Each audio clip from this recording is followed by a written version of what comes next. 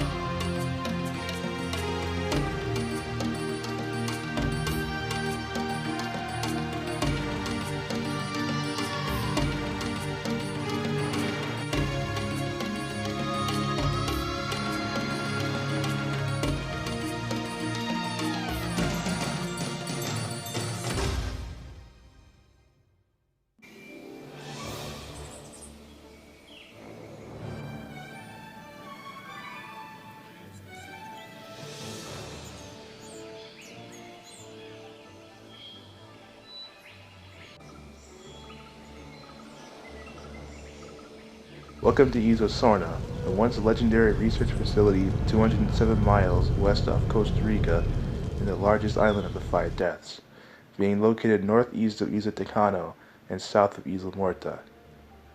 Site B, as it once was dubbed by International Genetic Technologies, was the backbone of John Hammond's prehistoric preserve named Jurassic Park on Isla Nublar, 87 miles east. Here, Engine's geneticists would clone and raise the future attractions of the park before shipping them to their new home.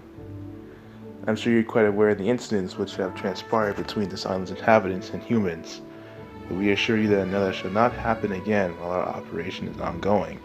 Razrani Global was originally apprehensive to develop this island. However, the location scouts eventually discovered a sizable area of the island enclosed by a treacherous mountain range, enabling the construction crews a safe and productive workspace. Scouts originally considered harvesting the pre-established infrastructure in the center of the island. However, the vegetation and animals have well overrun the area. The park itself is segmented into 3 areas due to a large mountain which interfered greatly with the creative process of its design. Starting with Sector 00, this is where the ACUN park rangers are stationed and deployed. Guests can also come to the security center to be educated about the security protocols and equipment that's used in daily operations. Onto Sector 01, this is the main entrance and hotel complex of the park. The complex is also combined with the main street and monorail station, creating a visually appealing and impressive first step into the park. To top it all off, behind the main street lies a savanna populated with Jurassic giants, the smaller of the two being Stegosaurus, a member of the Stegosaurids which are known for the plates that run down their back and tail for defense. The end of the tail possesses 2 sets of spikes called thagomizers, which are also used for defense against predators. Stegosaurus' roommates use their size for defense. Meet the Brachiosaurus, one of the 5 deaths' most impressive species.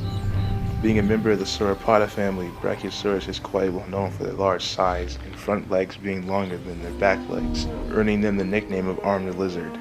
Certainly a guest favorite. This sector also holds 1 or 2 Jurassic tours in the park, allowing guests to drive amongst the animals. Just make sure not to hurt your neck when trying to get a glimpse of a Brachiosaurus head. Moving along, we're on to Sector 02. This sector also accommodates guests on a cozy cliff hotel resort overlooking the Southeast Bay. Directly ahead of the complex are 2 enclosures designed after the Gobi Desert. The enclosure to the right houses a pack of ferocious velociraptors.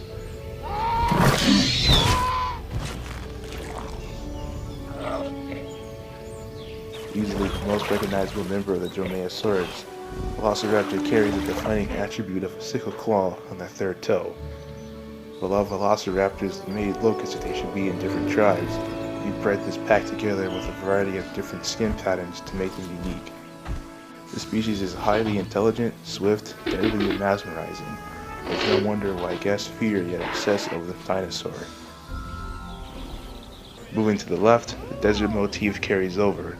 In this enclosure, there's yet another height difference between its owners. The chicken mimic, or Gallimimus, is a great example of dinosaurs being the ancestors of modern birds. Not to mention that they possess legs perfect for running great distances at great speeds. These prehistoric ostriches enjoy running around and flocking with one another. The tiny pachycephalosaurids running about their feet are called homalocephalae. These creatures are very small and very cute. They produce some of the most heartwarming chirps and squeals out of any dinosaur. Young guests are very fond of this endearing pocket-sized dinosaur. Coming back to the main path and taking a left will take you to the Dilophosaurus enclosure. One of the most bizarre species that have been resurrected, Dilophosaurus has the ability to spit venom at its prey. They're not too big, so it might be hard to see them skulking around the early Jurassic swamp enclosure.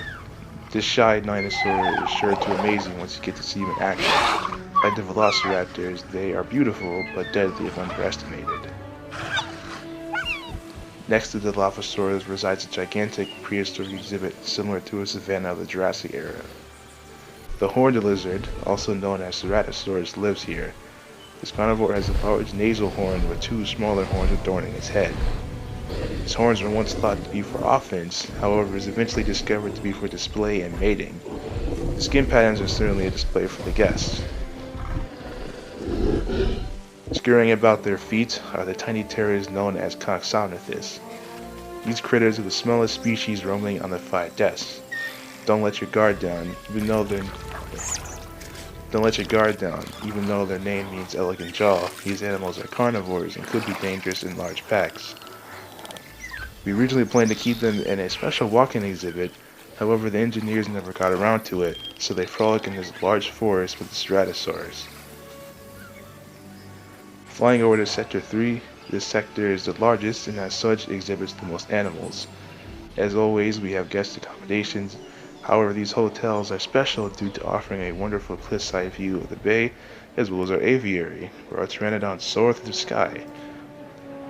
Contrary to popular belief, pteranodon is not a dinosaur, but rather a flying reptile, swooping down and catching fish, similar to modern-day birds. We hope to include more flying reptiles such as Dimorphodon into the aviary, but they tend to conflict with the pteranodons, so their placement is still in debate.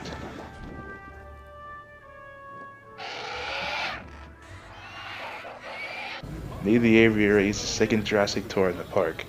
During this tour, you'll be traveling through the late Cretaceous of America and observe the angelic Parasaurolophus and the vibrant Cretacesaurus.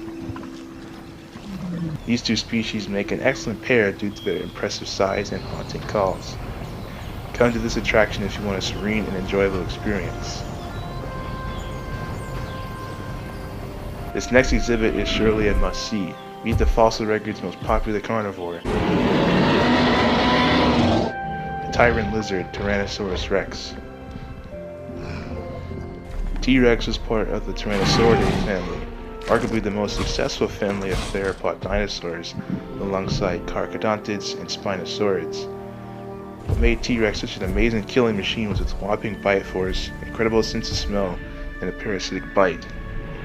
Unfortunately, our Tyrannosaurs are handicapped by visual acuity being based on an amphibian where it can only see a living object if it moves. To combat this, T-Rex uses its majestic yet bone-chilling bellows to frighten its prey into making a move.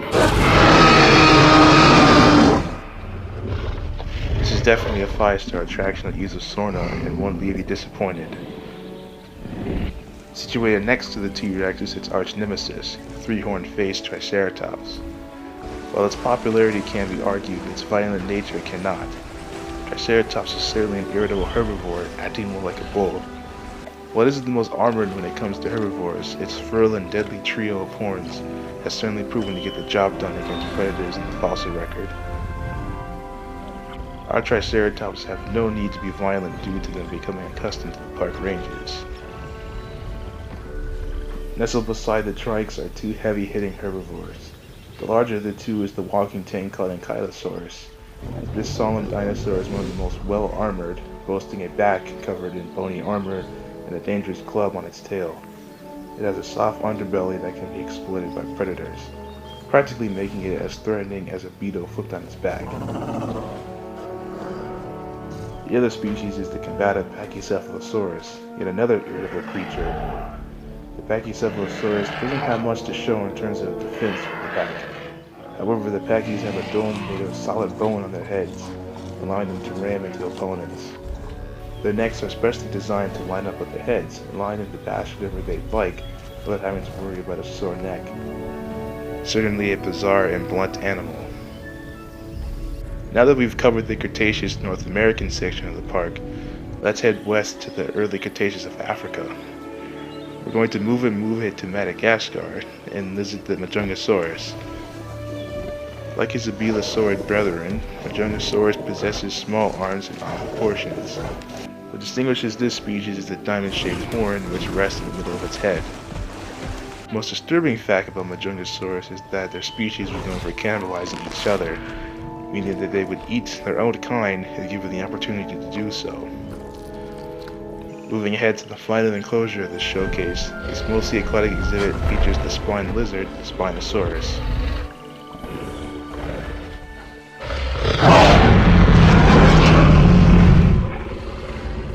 They are the largest terrestrial carnivores to ever live. Despite this, they are piscivores, meaning that they eat fish and maybe small animals. Their namesake, being the large fin-like structure in their backs, were used for body temperature regulation and display in the North African heat of the Cretaceous. They also are equipped with long, powerful arms, each with 3 claws on the end. These would have been very helpful in catching fish, as they could throw the fish into the air and catch them with their cone-shaped teeth.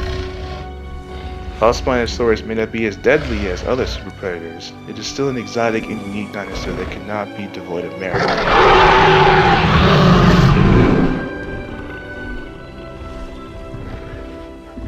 And that not only concludes this showcase of Isla Sorna, but also the Jurassic World era showcases. But as the saying goes, an ending is only a new beginning. A beginning 7 months in the making. That's right, join me and my brethren of the J-Bug Squad as we take you all on private safari tours of the 5 depths. Stay safe, stay Jurassic, and see you later.